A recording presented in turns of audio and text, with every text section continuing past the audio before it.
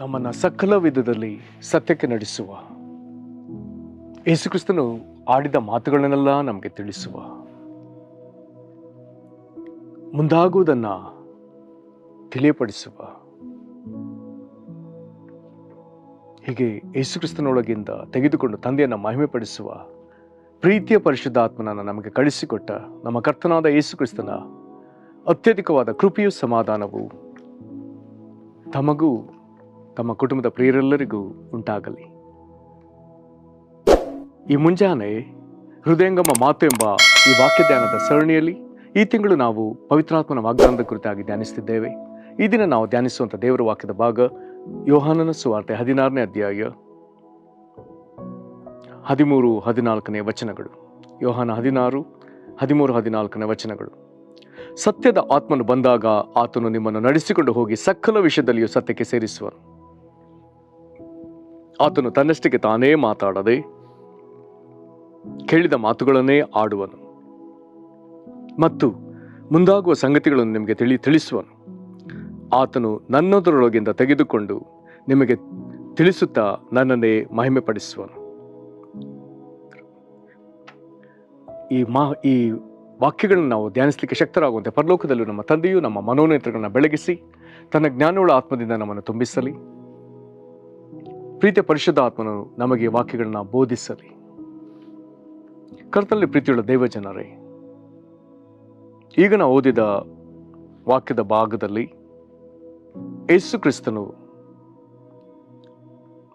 ಪರಿಶುದ್ಧಾತ್ಮನನ್ನ ಸತ್ಯದ ಆತ್ಮನು ಎಂಬುದಾಗಿ ಪರಿಚಯಿಸಿ ಸತ್ಯದ ಆತ್ಮನ ಕಾರ್ಯಗಳನ್ನ ನಮಗೆ ವಿವರಿಸಿ ಹೇಳ್ತಿದ್ದಾನೆ. ಈ ಮೊದಲು ನಾನು ಕೆಲವು ದಿವಸಗಳಿಂದ ಹೇಳಿದೆ, ಯೋಹಾನನ ಸುವಾರ್ತೆಯಲ್ಲಿ ಪರಿಶುದ್ಧಾತ್ಮನ ಕುರಿತಾಗಿ ಅತಿ ಹೆಚ್ಚು ವಿವರಣೆಗಳು ನಮಗೆ ಸಿಗುತ್ತವೆ.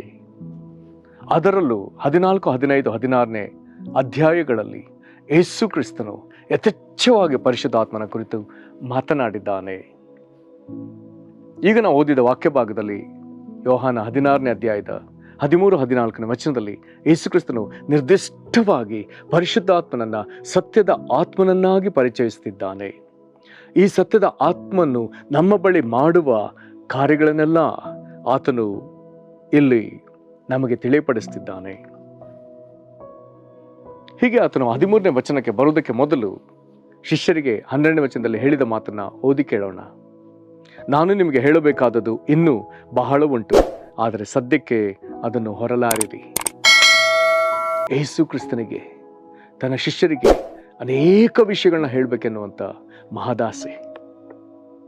ಆದರೆ ಶಿಷ್ಯರ ಸಾಮರ್ಥ್ಯವನ್ನು ಗ್ರಹಿಸುವಾಗ ಆತನಿಗೆ ಚೆನ್ನಾಗಿ ಅರ್ಥವಾಗ್ತದೆ, ಇವರಿನ್ನೂ ನಾನು ಹೇಳುವ ಈ ಬೋಧನೆಗಳನ್ನ ಇವರಿಗೆ ಹೊರಲಿಕ್ಕೆ ಸಾಧ್ಯವಿಲ್ಲ, ಇವರಿನ್ನೂ ಅದನ್ನು ಹೊರಲಿಕ್ಕೆ ಸಾಧ್ಯವಿಲ್ಲ. ಈಗ ಅವನ ಆಧರಿಸಿ ಈಗ ಮುಂದುವರೆದ ಮಾತನ್ನು ಹೇಳ್ತಾನೆ. ಹಾಗಾದ್ರೆ ಅದನ್ನೆಲ್ಲ ಅವರಿಗೆ ಮುಂದೆ ತಿಳಿಯಪಡಿಸುವವರು ಯಾರು? ಈಗ ಆತನು ಹೇಳ್ತಾನೆ 13ನೇ ವಚನದಲ್ಲಿ, ಸತ್ಯದ ಆತ್ಮನು. ಪರಿಶುದ್ಧ ಆತ್ಮನನ್ನ ಈಗ ಸತ್ಯದ ಆತ್ಮನು ಎಂಬುದಾಗಿ ಸಂಬೋಧಿಸಿ ಆತನು ಮಾತನಾಡ್ತಿದ್ದಾನೆ. ಈ ಸತ್ಯದ ಆತ್ಮನು ಬಂದಾಗ ಮಾಡುವಂಥ ಕಾರ್ಯಗಳೇನು? ಈ 13 ಮತ್ತು 14ನೇ ವಚನದಲ್ಲಿ 4 ಸಂಗತಿಗಳನ್ನ ನಾವು ಗಮನಿಸ್ತೇವೆ. ಮೊಟ್ಟ ಮೊದಲನೇದಾಗಿ ಸತ್ಯದ ಆತ್ಮನು ಬಂದಾಗ ಆತನು ಮಾಡುವಂಥ ಕಾರ್ಯ, ಇಲ್ಲಿ ಯೇಸು ಕ್ರಿಸ್ತನು ಹೇಳ್ತಾನೆ, ಸತ್ಯದ ಆತ್ಮನು ಬಂದಾಗ ಆತನು ನಿಮ್ಮನ್ನು ನಡೆಸಿಕೊಂಡು ಹೋಗಿ ಸಕಲ ವಿಷಯದಲ್ಲಿಯೂ ಸತ್ಯಕ್ಕೆ ಸೇರಿಸುವನು. ಸತ್ಯದ ಆತ್ಮನು ಬಂದಾಗ ನಮ್ಮನ್ನು ನಡೆಸಿಕೊಂಡು ಹೋಗಿ ಸಕಲ ವಿಷಯದಲ್ಲಿ ಸತ್ಯಕ್ಕೆ ಸೇರಿಸುವವನು. ಈ ಮಾತಿಗೆ ನಾವು ಬಹಳ ಮಹತ್ವ ಕೊಡಬೇಕಾಗ್ತದೆ. ಇಲ್ಲಿ ಸಕಲ ವಿಷಯ ಎಂಬುದಾಗಿ ಬರೆದದೇ ಅಲ್ಲ. ಹಾಗಾದರೆ ನಮ್ಮ ಪ್ರತಿಯೊಂದು ಕ್ಷೇತ್ರಗಳಲ್ಲಿಯೂ ಆತನು ನಮ್ಮನ್ನು ದೇವರ ಸತ್ಯಕ್ಕೆ ಸರಿಯಾಗಿ ನಡೆಸುತ್ತಾ ಎಲ್ಲ ಸುಳ್ಳಿನಿಂದ ನಮ್ಮನ್ನು ತಪ್ಪಿಸುವ ಆತನು, ಮಾಯೆಯಾಗಿರುವ ಕಾರ್ಯಗಳಿಂದ ನಮ್ಮನ್ನು ತಪ್ಪಿಸುವ ಆತನು, ಕತ್ತಲು ಮರಣಕರವಾದ ಕಾರ್ಯಗಳಿಂದ ನಮ್ಮನ್ನು ತಪ್ಪಿಸಿ ಸತ್ಯದಲ್ಲಿ, ಅಂದರೆ ದೇವರ ಜೀವದಲ್ಲಿ, ದೇವರ ಬೆಳಕಿನಲ್ಲಿ ನಮ್ಮನ್ನು ನಡೆಸುವಂಥ ದೇವರು. ಸಕಲ ವಿಷಯದಲ್ಲಿ, ಎಲ್ಲ ಕ್ಷೇತ್ರಗಳಲ್ಲಿ. ಒಬ್ಬ ವ್ಯಕ್ತಿ ಸೇವೆ ಮಾಡುವವನಾಗಿದ್ದರೆ ಸೇವಾ ಕ್ಷೇತ್ರದಲ್ಲಿ, ಪ್ರಾರ್ಥಿಸುವವನಿಗೆ ಪ್ರಾರ್ಥನಾ ಕ್ಷೇತ್ರದಲ್ಲಿ, ಬೋಧಿಸುವವನಿಗೆ ಬೋಧನಾ ಕ್ಷೇತ್ರದಲ್ಲಿ, ಪ್ರಸಂಗಿಸುವವನಿಗೆ ಪ್ರಸಂಗದ ಕ್ಷೇತ್ರದಲ್ಲಿ, ದೇವರಿಗಾಗಿ ಅದು ನಾನಾ ಕಾರ್ಯಗಳನ್ನು ಮಾಡುವವರಿಗೆ ಆಯಾ ಕ್ಷೇತ್ರಗಳಲ್ಲಿ.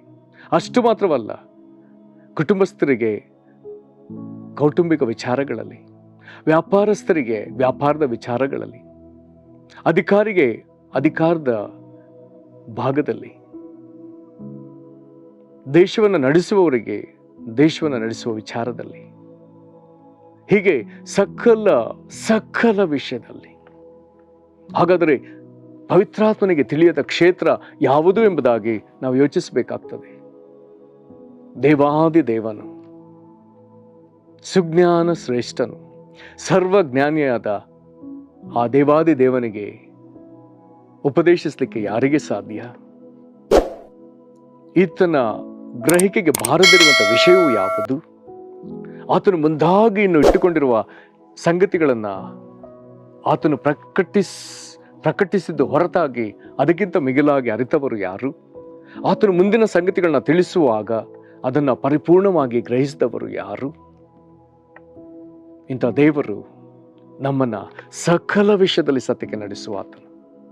ನಮ್ಮ ಕಾಲು ಎಲ್ಲೂ ಜಾರಿ ಬೀಳದಂತೆ, ನಮ್ಮ ಪಾದಗಳು ಆತನ ನೀತಿಯ ಮಾರ್ಗವನ್ನ ಅಗಲಿ ಅನೀತಿಯ ಕಡೆಗೆ ಹೋಗದಂತೆ, ನಾವು ತಪ್ಪಿ ಪಾಪ ಮಾಡದಂತೆ, ಎಲ್ಲವುಗಳಲ್ಲಿ ನಾವು ದೇವರ ಚಿತ್ತಕ್ಕೆ ಸರಿಯಾಗಿ ನಡ್ಕೊಳ್ಳುವಂತೆ,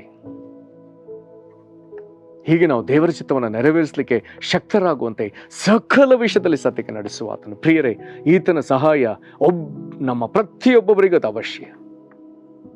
ಪ್ರತಿಯೊಬ್ಬನಿಗೂ, ಚಿಕ್ಕವರು ಮೊದಲುಗೊಂಡು ದೊಡ್ಡವರವರೆಗೂ, ಹಿರಿಯರವರೆಗೂ ಎಲ್ಲರಿಗೂ ಸತ್ಯದ ಆತ್ಮನ ನಡೆಸುವಿಕೆ ಅವಶ್ಯ.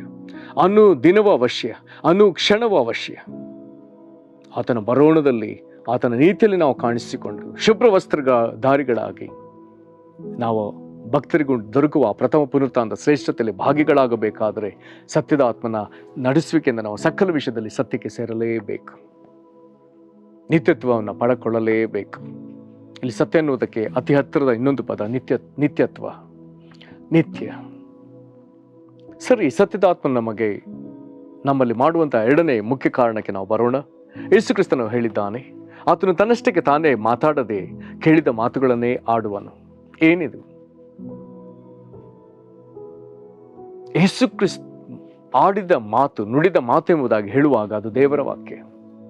ತಂದೆಯ ಹೃದಯದಲ್ಲಿರುವಂಥ ದೇವರ ಚಿತ್ತ ಅದು ದೇವರ ಮಾತಾಗಿ, ದೇವರ ಶಬ್ದವಾಗಿ, ದೇವರ ನುಡಿಯಾಗಿ ಹೊರಗೆ ಬರ್ತದಲ್ಲ, ಇದು ದೇವರ ವಾಕ್ಯ. ಹಾಗಾದರೆ ಈ ದೇವರ ವಾಕ್ಯವನ್ನ ಆತನು ನಮಗೆ ತಿಳಿಪಡಿಸುವವನು. 1 ಕೊರಿಂಥ 2ನೇ ಅಧ್ಯಾಯದ ಪ್ರಕಾರ ಆತನು ದೇವರ ಆಂತರ್ಯವನ್ನೆಲ್ಲ ಪರಿಶೋಧಿಸುವವನು, ಅದನ್ನು ನಮಗೆ ತಿಳಿಯಪಡಿಸುವವನು. ಪ್ರಿಯರೇ, 13ನೇ ಯೋಹಾನ 16:13 2ನೇ ಭಾಗ, ಆತನು ತನ್ನಷ್ಟಕ್ಕೆ ತಾನೇ ಮಾತಾಡದೆ ಕೇಳಿದ ಮಾತುಗಳನ್ನೇ ಆಡುವವನು. ತಂದೆ ಹೃದಯವನ್ನು ಪರಿಶೋಧಿಸುವ ಆತ್ಮನು, ತಂದೆ ನುಡಿದ ಮಾತು ಅಂದರೆ ದೇವರ ವಾಕ್ಯ, ಅಂದರೆ ಯೇಸು ಕ್ರಿಸ್ತನ ಮಾತುಗಳನ್ನೆಲ್ಲ ನಮಗೆ ತಿಳಿಯಪಡಿಸುವ ಆತ್ಮನು. ದೇವರಿಗೆ ಸ್ತೋತ್ರ, ದೇವರಿಗೆ ಸ್ತೋತ್ರ. ಇಂಥ ಪವಿತ್ರಾತ್ಮನ ಸ್ವರವನ್ನ, ಪವಿತ್ರಾತ್ಮನಲ್ಲಿ ದೇವರ ಸ್ವರವನ್ನ, ಪವಿತ್ರಾತ್ಮನಲ್ಲಿ ಕ್ರಿಸ್ತನ ಸ್ವರವನ್ನ, ಪವಿತ್ರಾತ್ಮನ ಸ್ವರವನ್ನೇ ಕೇಳಿಸಿಕೊಳ್ಳುವಂಥ ಭಾಗ್ಯವನ್ನು ಪಡೆದ ಅದೆಷ್ಟೋ ಜನರು ಇದ್ದರಲ್ಲ, ಈಗಲೂ ಇದ್ದಾರೆ, ಮುಂದೆಯೂ ಬರಲಿದ್ದಾರೆ. ಇಂಥ ಶ್ರೇಷ್ಠತೆ ನಿನಗೆ ಕೊಡಲ್ಪಟ್ಟಿದ್ರೆ ನೀನೆಂಥ ಸೌಭಾಗ್ಯವಂತನು ಅಥವಾ ನೀನೆಂಥ ಸೌಭಾಗ್ಯವಂತಳು. ಆತನ ಸ್ವರವನ್ನು ಕೇಳಿಸಿಕೊಳ್ಳುವ ಕಿವಿ, ಇದಕ್ಕಾಗಿ ಶುದ್ಧಗೊಂಡ, ಸುನ್ನತಿ ಹೊಂದಿದ ಕಿವಿ, ಎಂತಹ ಒಂದು ಶ್ರವಣ ಶಕ್ತಿ. ಪ್ರಿಯರೇ, ಕರ್ತನು ನಮಗೆ ಇದನ್ನು ಅನುಗ್ರಹಿಸಲಿ. ಯೋಹಾನ 16:13 ಮೂರನೆಯ ಮತ್ತೊಂದು ವಿಷಯ ಇಲ್ಲಿ ಹೀಗಿದೆ: ಮುಂದಾಗುವ ಸಂಗತಿಗಳನ್ನು ನಿಮಗೆ ತಿಳಿಯಪಡಿಸುವ. ಪ್ರಪಂಚದಲ್ಲಿ ಹೆಚ್ಚು ಕಡಿಮೆ ಎಲ್ಲಾ ಜನರಿಗೆ ಒಂದು ದೊಡ್ಡ ತವಕ, ಮುಂದೆ ಏನಾಗ್ತದೆ, ಮುಂದೆ ಏನು ಸಂಭವಿಸಲಿದೆ, ಈ ದಿನ ಬೆಳಗ್ಗೆದ್ರೆ ಈ ದಿನ ಸಂಜೆಯೊಳಗೆ ಏನು ಸಂಭವಿಸಲಿದೆ, ನಾಳೆ ಏನು ಸಂಭವಿಸಬಹುದು, ಮುಂದಿನ ತಿಂಗಳು ಏನು ಸಂಭವಿಸಬಹುದು, ಈ ವರ್ಷದ ಅಂತ್ಯದಲ್ಲಿ ಏನು ಸಂಭವಿಸಬಹುದು, ಅಥವಾ ಮುಂದೆ ಏನು, ನಮ್ಮ ಮಕ್ಕಳ ಭವಿಷ್ಯವೇನು. ಪ್ರಿಯ ದೇವಜನರೇ, ಹಾಗಾದರೆ ಈ ಸತ್ಯದ ಆತ್ಮನ ಸಹವಾಸಕ್ಕೆ ಬಂದವರಿಗೆ, ದೇವರ ವಾಕ್ಯದ ಸಹವಾಸಕ್ಕೆ ಬಂದವರಿಗೆ, ದೇವರ ಆತ್ಮನ ಸಹವಾಸಕ್ಕೆ ಬಂದವರಿಗೆ ದೇವರು ಕೊಟ್ಟ ದೊಡ್ಡ ಕೃಪೆ ಮುಂದಾಗುವುದನ್ನು ತಿಳಿಪಡಿಸುವ ಆತ್ಮನು. ಎಂತಹ ಶ್ರೇಷ್ಠವಾದ ವಿಷಯ. ಯೇಸು ಕ್ರಿಸ್ತನು ಹೇಳಿದ್ದಾದರೆ ಇದು ಹಾಗೆಯೇ. ಅನೇಕರಿಗೆ ತವಕ ನಮ್ಮ ಮಕ್ಕಳಿಗೆ ಯಾವ ಕ್ಷೇತ್ರದಲ್ಲಿ ನಾವು ಸೇರಿಸಬೇಕು, ಯಾವ ವಿಷಯದಲ್ಲಿ ಅವ್ರನ್ನ ವ್ಯಾಸಂಗಕ್ಕೆ ಸೇರಿಸಬೇಕು, ಅಥವಾ ನಮ್ಮ ಮಕ್ಕಳು ಎಂಥ ಕೆಲಸವನ್ನು ಆಯ್ಕೆ ಮಾಡಿಕೊಳ್ಳಬೇಕು, ಅಥವಾ ನಮ್ಮ ಮಕ್ಕಳು ಎಂಥ ಜೀವನ ಸಂಗಾತಿಯನ್ನು ಆಯ್ಕೆ ಮಾಡಿಕೊಳ್ಳಬೇಕು, ದೇವರ ಆತ್ಮನ ಬಳಿ ಬರುವುದಾದರೆ ಆತನು ಇಂಥದ್ದೇ ಎಂಬುದಾಗಿ ನಮಗೆ ಸರಿಯಾಗಿ ತಿಳಿಪಡಿಸುವ ದೇವರು. ದೇವರಿಗೆ ಸ್ತೋತ್ರ. ಪ್ರಕಟಣೆ ಪುಸ್ತಕದಲ್ಲಿ ಒಂದು ವಾಕ್ಯವನ್ನು ಓದ್ತೇವೆ. ಪ್ರಕಟಣೆ ಪುಸ್ತಕದ 22ನೇ ಅಧ್ಯಾಯದ 6ನೇ ವಚನ. ಅಲ್ಲಿ ಹೀಗೆ ಬರ್ತದೆ, ಆಮೇಲೆ ಅವನು ನನಗೆ, ಈ ಮಾತುಗಳು ನಂಬತಕ್ಕವುಗಳು ಸತ್ಯವಾದವುಗಳು ಆಗಿವೆ. ಪ್ರವಾದಿಗಳ ಆತ್ಮಗಳನ್ನು ಪ್ರೇರೇಪಿಸುವ ದೇವರಾದ ಕರ್ತನು ಬೇಗನೆ ಸಂಭವಿಸಬೇಕಾಗಿರುವ ಸಂಗತಿಗಳನ್ನು ತನ್ನ ದಾಸರಿಗೆ ತಿಳಿಪಡಿಸುವುದಕ್ಕಾಗಿ ತನ್ನ ದೂತನನ್ನು ಕಳಿಸಿಕೊಟ್ಟನು. ಮತ್ತೊಮ್ಮೆ ಓದ್ತಾನೆ, ಪ್ರವಾದಿಗಳ ಆತ್ಮವನ್ನು ಪ್ರೇರೇಪಿಸುವ ದೇವರಾದ ಕರ್ತನು ಬೇಗನೆ ಸಂಭವಿಸಬೇಕಾಗಿರುವ ಸಂಗತಿಗಳನ್ನು ತನ್ನ ದಾಸರಿಗೆ ತಿಳಿಪಡಿಸುವುದಕ್ಕಾಗಿ ತನ್ನ ದೂತನನ್ನು ಕಳಿಸಿಕೊಟ್ಟನು. ಹಾಗಾದರೆ ಸತ್ಯವೇದದಲ್ಲಿರುವಂಥ ಪ್ರಕಟಣೆಗಳು ಅಲ್ಲಿಗೆ ಮುಗಿಯಿತೋ? ಪ್ರಕಟಣೆಯ ಪುಸ್ತಕದಲ್ಲಿ ಹೇಳಲ್ಪಟ್ಟ ಸಂಗತಿಗಳು ಅಲ್ಲಿಗೆ ಮುಗಿಯಿತೋ? ಹಾಗಾದರೆ ಆಯಾ ದೇಶದಲ್ಲಿ, ವಿವಿಧ ಸ್ಥಳಗಳಲ್ಲಿ, ವಿವಿಧ ಸಂದರ್ಭಗಳಲ್ಲಿ ಇನ್ನೂ ಆಗಬೇಕಾದದ್ದೇನು? ಪ್ರವಾದಿಗಳ ಆತ್ಮಗಳನ್ನು ಪ್ರೇರೇಪಿಸುವ ದೇವರಾಗಿರುವ ಕರ್ತನು ಈತನು ತನ್ನ ಪ್ರವಾದಿಗಳಿಗೆ ಮುಂದೆ ತಿಳಿಸಬೇಕಾದ ಸಂಗತಿಗಳಿದೆ. ಇದಕ್ಕಾಗಿ ಆತನು ತನ್ನ ದೂತನನ್ನು ಕಳಿಸ್ತಾನೆ. ಪ್ರಿಯನೇ, ಪರೀಕ್ಷಿಸಿಕೋ, ಇಂಥ ಪ್ರವಾದಿಗಳ ಸಾಲಿನಲ್ಲಿ ನೀನಿದೆಯೋ? ದೇವರು ಮುಂದಾಗುವ ಸಂಗತಿಗಳನ್ನು ತಿಳಿಸುವುದಕ್ಕಾಗಿ ತನ್ನ ದೂತನನ್ನು ಕಳಿಸುವಾಗ ಆ ಸಾಲಿನಲ್ಲಿ ನೀನಿದೆಯೋ? ಒಂದು ವೇಳೆ ನಮ್ಮ ಹೃದಯಗಳನ್ನ ಪರೀಕ್ಷಿಸಿಕೊಂಡು ಈ ಸ್ಥಿತಿ ತಲುಪುವಂತ ಪ್ರಯತ್ನ ಮಾಡಲೇಬೇಕಾಗ್ತದೆ. ಮುಂದಾಗುವುದನ್ನು ತಿಳಿಸುವ ದೇವರು, ಮುಂದಾಗುವುದನ್ನು ನಮಗೆ ತಿಳಿಸುವುದಕ್ಕಾಗಿ ಸತ್ಯದಾತ್ಮನನ್ನು ಕೊಟ್ಟ ದೇವರು, ಮುಂದಾಗುವುದನ್ನು ತಿಳಿಸುವುದಕ್ಕಾಗಿ ತನ್ನ ದೂತನನ್ನು ಕಳಿಸಿಕೊಡುವ ದೇವರು, ಇವುಗಳನ್ನ ಪಡಕೊಂಡು ತಿಳಿಸುವವರು ಆತನಿಗೆ ಬೇಕಾಗಿದ್ದಾರಲ್ಲ. ಆತನ ಸನ್ನಿಧಿಯಲ್ಲಿ ಕಾದಿದ್ದು ಅದನ್ನು ಪಡ್ಕೊಳ್ಳುವವರು ಬೇಕಾಗಿದ್ದಾರಲ್ಲ. ದೇವರಿಗೆ ಸ್ತೋತ್ರ. ಹಲವು ವರ್ಷಗಳ ಹಿಂದೆ ಕರ್ನಾಟಕದ ವಾಡಿ ಎಂಬ ಪ್ರದೇಶಕ್ಕೆ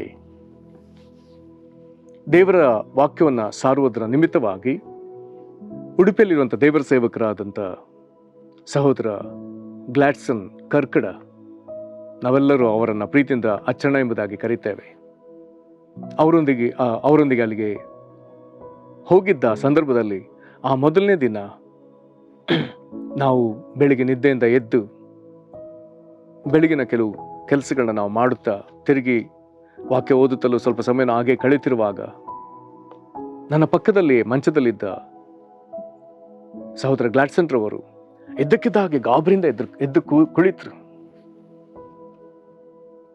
ನಂತರ ಮಾತನಾಡಲಾರಂಭಿಸಿದ್ರು. ಏನೋ ಒಂದು ಭಯಂಕರವಾದ ಭೂಕಂಪನವಾಯಿತು.